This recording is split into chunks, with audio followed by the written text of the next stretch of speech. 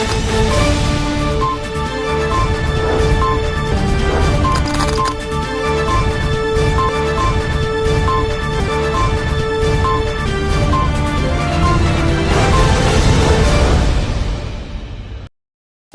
दर्शक मित्रों, दमन न्यूज में आपका स्वागत है।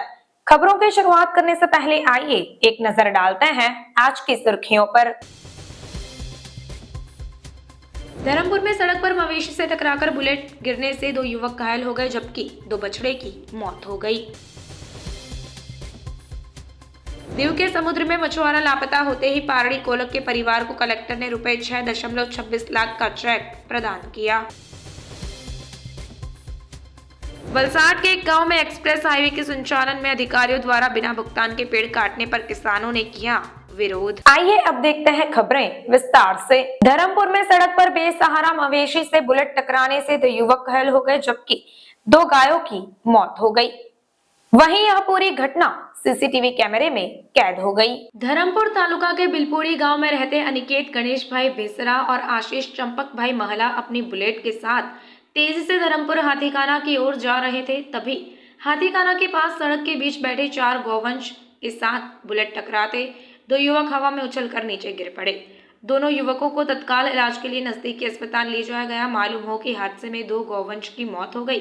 हादसे के सीसीटीवी फुटेज सामने आने के बाद एक बार फिर आवारा मवेशियों के मामले में सिस्टम की कार्यप्रणाली पर सवाल खड़े हो रहे हैं। नगर निगम के एक अधिकारी ने बताया कि एनिमल फाउंडेशन के सहयोग से गौवंश के लिए एक शेड बनाया गया है, वहां उन्हें भेजा जाएगा। हाले नगरपालिका विस्ताરમાં બાવળી ફળિયા માલણપાડા વિસ્તારની અંદર નગરપાલિકાએ પ્રાણીજ ફાઉન્ડેશન સાથે સંકલન કરીને 20 ગુઠા જેટલી જગ્યા કોર્ડન કરી છે અને એમાં એ લોકોને શેડ બનાવીને ગાયોને રાખવાની વ્યવસ્થા નગરપાલિકા કરી રહી છે।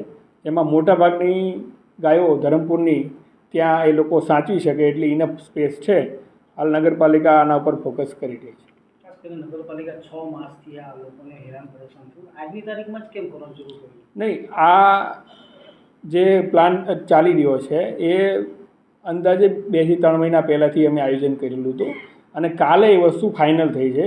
એમના જે પ્રાણીજ ફાઉન્ડેશનના પ્રતિનિધિ છે એ પણ 10 દિવસ પહેલાં પણ આવ્યા હતા, આજે પણ આવ્યા છે અને હવે 2-3 દિવસમાં એક ફાઇનલ એગ્રીમેન્ટ કરીને એ લોકો કામ શરૂ કરવાના છે। અચાનક થયું એવું નથી।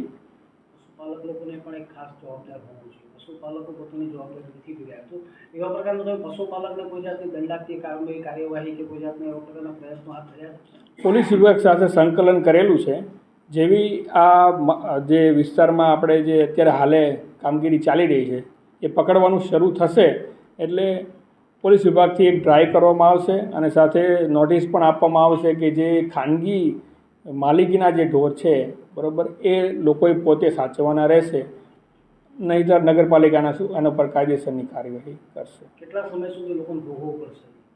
નહીં, ભોગવવાનું તો એવો પ્રશ્ન નથી, પણ નગરપાલિકા તત્પર છે કે વહેલી તકે આ બધી ગાયો જે છે એની વ્યવસ્થા થઈ જાય અને ધરમપુર નગરપાલિકાના રસ્તા જે છે એ ગાયને બીજા રખડતા ઢોરના પ્રોબ્લેમથી સોલ્વ થઈ જાય એવો અમારો પ્રયત્ન રહેશે। આવા અકસ્માતમાં કોઈનું જો મોત થાય તો જવાબદાર પણ નગરપાલિકા કે પોલીસ વિભાગ? હવે એ તો કોઈ એક વ્યક્તિને આવો જે ગંભીર પ્રશ્ન છે એ કોઈ એક વ્યક્તિ ઉપર આંગળી ચીંધવી એ આમાં યોગ્ય નથી, કારણ કે જે લોકો ગાય છોડી દે છે એ પણ જવાબદાર છે। જે લોકો આડેધડ ડ્રાઇવિંગ કરે છે એ લોકો પણ જવાબદાર છે, તંત્ર પણ જવાબદાર છે। એટલે સામૂહિક રીતે આ પ્રશ્નનું નિરાકરણ આવે એવો પ્રયત્ન અમારો રહેશે। ટૂંકમાં તંત્ર જવાબદાર। दीव में मछली पकड़ने जाते समय समुद्र में लापता हुए पारड़ी कोलाक नाविक के परिवार को रुपए 6.26 लाख का चेक प्रदान किया गया। सरकारी नियमों के मुताबिक लापता सुरेश टंडेल को 7 साल तक मृत घोषित नहीं किया जा सकता। मछली पकड़ने का काम करने वाले नाविक सुरेश विश्राम टंडेल दिनांक 25 अक्टूबर 2022 को वणाक बारा के समुद्र में मछली पकड़ते समय दुर्घटनावश नाव से गिरकर डूब गए और उनका शव नहीं मिला और वह आज तक समुद्र में लापता थे और अब तक लापता है। भारत सरकार के नियम अनुसार किसी लापता व्यक्ति को 7 साल तक मृत घोषित नहीं किया जा सकता और अन्य बीमा कंपनियां भी 7 साल तक बीमा राशि का भुगतान नहीं करती है। नाव मालिक द्वारा ICICI लोम्बार्ड GIC लिमिटेड में निष्ठा बीमा और बचत सलाहकार गिरीश खोरावा की एजेंसी के माध्यम से नाविक का बीमा किया गया था। मानवता के नाते बीमा कंपनी ने नाविक के परिवार की आर्थिक स्थिति को देखते हुए रुपये 6,26,085 बीमा राशि 9 महीने में पारित की, जिसे आज देव कलेक्टर फरमान ब्रह्मा ने सौंपा। तो नाविक के परिवार ने आर्थिक राहत के लिए आभार व्यक्त किया। वलसाड के मोली गांव में एक्सप्रेस हाईवे की कामगिरी के दौरान अधिकारियों द्वारा बिना भुगतान के पेड़ काटने पर किसानों ने किया विरोध। वडोदरा मुंबई एक्सप्रेस हाईवे पर काफी समय से काम चल रहा है। उसको लेकर अधिकारी पुलिस तैनाती के साथ वलसाड के मोली गांव पहुंचकर वहां की जमीन से पेड़ काटने लगे। भूमि में पेड़ों का भुगतान नहीं किए जाने पर किसानों द्वारा अधिकारियों को ज्ञापन दिया गया, लेकिन अधिकारियों द्वारा पैसे नहीं देने पर भी पेड़ काट दिया जाएगा, वैसा कहने पर किसानों ने एकत्रित होकर विरोध प्रदर्शन किया। इसके साथ ही किसान समुदाय के नेता भी मौके पर पहुंचे। उनके द्वारा नोक-झोंक भी की गई और काम भी रोक दिया गया। किसानों के मुताबिक हाईवे अथॉरिटी के अधिकारियों द्वारा बिना किसी सूचना के काम कराया गया और जिन पेड़ों का भुगतान नहीं किया गया उन्हें भी काटने की बात कही गई। जमीन का पैसा तो मिल गया, लेकिन पेड़ का पैसा अब तक नहीं मिला। उसके बावजूद जब हाईवे अथॉरिटी पेड़ काटने का काम कर रही थी तो करीब 70 से 80 किसान पहले ही मौके पर पहुंच गए और पूरा काम रोक दिया, जिससे माहौल तनावपूर्ण हो गया। फिर किसान नेताओं के साथ साथ किसान समाज के अध्यक्ष भी वहां पहुंचे और पूरा मामला रखा और जिन पेड़ों का पैसा नहीं दिया गया है उन्हें नहीं काटने का प्रस्ताव रखा गया। पूरे मामले में पुलिस ने मध्यस्थता की और जो पेड़ का पैसा नहीं दिया है ऐसे पेड़ों को न काटने के बारे में अधिकारियों ने जवाबदारी ली। हालांकि पूरे मामले में अधिकारियों से सवाल कर रही मीडिया के सामने वह कुछ भी बोलने को तैयार नहीं थे और वहां से भाग निकले।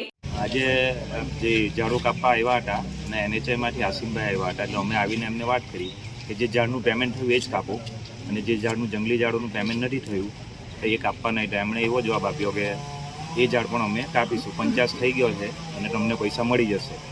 અમે ખેડૂતોએ બધા એવું કહ્યું કે પહેલાં પેમેન્ટ કરી દઉં પછી તમે કાપો. તો એમણે કહી કે 50માં નોંધાય એટલે અમે કાપીશું. પછી અમે ભગુભાઈને ફોન કર્યો અને રૂપેશભાઈને ફોન કર્યો કે આ ભાઈ આ રીતની વાત કરે છે, પેમેન્ટ આપવા વગર ઝાડો કાપવાની વાત કરે છે. એટલે અમે પછી ભગુભાઈનો સંપર્ક કર્યો. કામ એટલે જે ઝાડનું પેમેન્ટ થઈ ગયું છે એ કાપે, એમાં ખેડૂતોનો કોઈ વાંધો નથી. પણ પૈસા નથી મળ્યા એ પણ કાપવાની વાત કરે છે, એના માટે વાંધો છે ખેડૂતો, એ લોકો કાપવા નહીં દે. કેટલા ખેડૂતો અહીંયા 70 થી 80 જેટલા ખેડૂતો અટકામ અને પણ સડક મૂડીથી ભેગા થયા. જમીન સંબંધિત જે એક્સપ્રેસવેમાં કામો ચાલી રહ્યા છે તેમાં ખાસ કરીને આપણા વલસાડ જિલ્લામાં મોટાભાગે જમીનના જે એવોર્ડો થયા છે એનું તો વળતર મળી ગયું છે.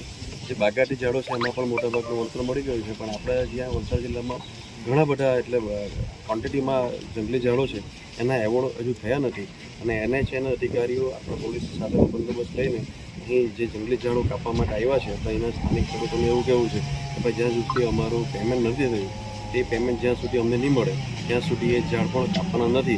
એટલે અહીંયા એ બાબતનો જ વિરોધ છે કે જ્યાં સુધી જે કંઈ વસ્તુઓ ઘેરેલી છે ખેડૂતની એનું પેમેન્ટ નહીં થાય ત્યાં સુધી એ પ્રોસેસ કરવી નહીં જોઈએ. એના માટે આ ખેડૂતો ભેગા એ જ કે એમને કાયદામાં જે કંઈ પ્રોવિઝન છે તે અમારા ખેડૂત સમાજના પ્રમુખ આદરણીય ભગુભાઈએ બતાવ્યું છે.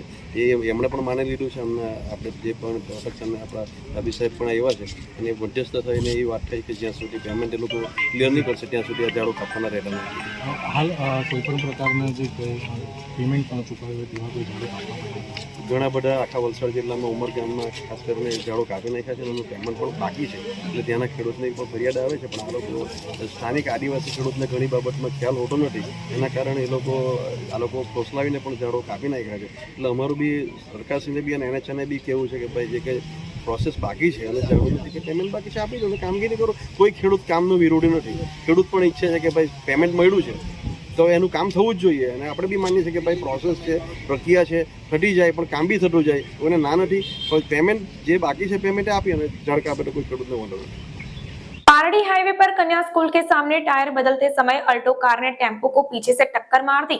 इस दुर्घटना में डुंगरी कार चालक का आपातकालीन रेस्क्यू किया गया। पारडी राष्ट्रीय राजमार्ग क्रमांक 48 वापी से वलसाड जाने वाले ट्रैक पर बीती रात एक हादसा उस वक्त हुआ जब पीछे से आ रही एक कार साइड में खड़े टेम्पो से टकरा गई। पारडी सुलभनगर कुमार गर्ल्स स्कूल के सामने टेम्पो में पंचर पड़ा था, तब साइड में टेम्पो खड़ा कर टायर बदलने के लिए खड़े थे। उस दौरान पीछे से आ रही अल्टो कार ने ड्राइवर मुकेश धीरूभाई देसाई उदवाड़ा से पारडी आते समय टेम्पो से टकरा गए। हादसे में कार का अगला बोनट और कांच टूट गया। कार चालक मुकेश देसाई को मामूली चोटें आने पर अस्पताल ले जाया गया। हादसे के कारण 30 मिनट तक ट्रैफिक की लंबी कतार लग गई। हाईवे पर सिर्फ एक लेन थी। घटनास्थल पर लोगों की भीड़ जमा हो गई। वहीं पुलिस की सूचना पर काफिला मौके पर पहुंचा और यातायात ट्रैफिक खुलवाया। हालांकि सौभाग्य से कार चालक चमत्कारिक रूप से बच गया। 20 से 30 मिनट बाद पुलिस ने टेम्पो के पीछे से टक्कर मारने वाली कार को बाहर निकाला। सिलवासा में कानबाई माता की स्थापना के बाद विसर्जन शोभा यात्रा निकाली गई। दानह की एक दंत सोसाइटी में सोनावणे परिवार द्वारा शनिवार को कानबाई माता की स्थापना की गई, जिसका विधिवत विसर्जन किया गया। ज्ञात हो कि यह कानबाई माता उत्सव महाराष्ट्रीयन समाज का सबसे बड़ा उत्सव है। यह त्योहार महाराष्ट्र में बहुत धामधूम से मनाया जाता है।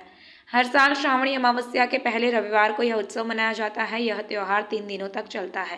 पहले दिन शाम से देर रात तक कुल देवता के सामने पूजा की जाती है। गेहूं पीसकर बनाई हुई चीज केवल परिवार ही खाता है, जिसे रोटी कहते हैं। सोनावणे परिवार के सभी लोगों ने कानबाई मां के चरणों में प्रणाम कर पूजा की, जिसका सभी ने आनंद लिया और कानबाई माता का 3 दिवसीय उत्सव भक्तिभाव से मनाया गया। सोमवार को माता जी की विसर्जन शोभा यात्रा धूमधाम से निकाली गई और दमन गंगा की घाट पर पहुंचने के बाद महाआरती की गई और मां को भावभीनी विदाई दी गई। इस अवसर पर सोनावणे परिवार के अलावा एक दंत सोसाइटी के महिला, पुरुष और बच्चे सहित लोग उपस्थित रहे और कानबाई माता का आशीर्वाद लेकर महोत्सव का समापन किया गया। समाचार के अंत में आइए एक नजर डालते हैं आज के मुख्य समाचार पर। धर्मपुर में सड़क पर मवेशी से टकराकर बुलेट गिरने से 2 युवक घायल हो गए, जबकि 2 बछड़े की मौत हो गई। दीव के समुद्र में मछुआरा लापता होते ही पारडी कोलक के परिवार को कलेक्टर ने रुपए 6.26 लाख का चेक प्रदान किया। वलसाड के एक गांव में एक्सप्रेस हाईवे के संचालन में अधिकारियों द्वारा बिना भुगतान के पेड़ काटने पर किसानों ने किया विरोध। तो ये थी अब तक की खबरें। फिर मिलते हैं और खबरों के साथ। देखते रहिए दमन न्यूज।